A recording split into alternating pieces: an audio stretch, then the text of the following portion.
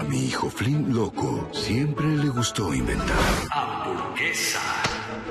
A veces sus inventos eran geniales y otras veces no eran tan geniales.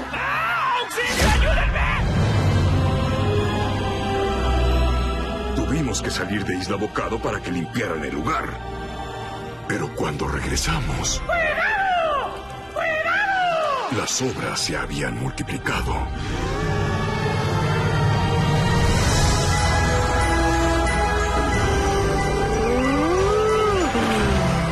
No puedo creer que mi máquina creara todo esto.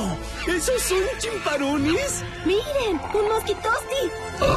¡Esas mermedusas se ven deliciosas! ¡Hambre!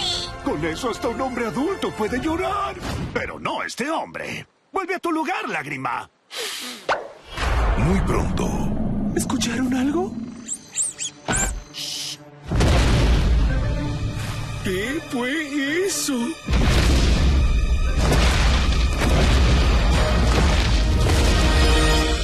Tacodrilo Supremo.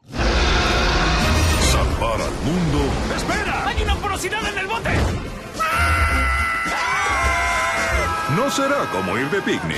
Hay que apagar la máquina o las zozobras saldrán de la isla y nos invadirán. Lo que hay que hacer es cruzar el pantano panoso, enfrentar a la jungla de zozobras y escalar la montaña rocosa de azúcar. ¡Pan comido!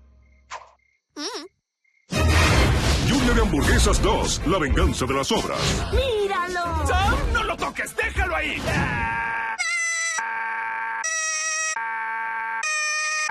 ¿Es en serio?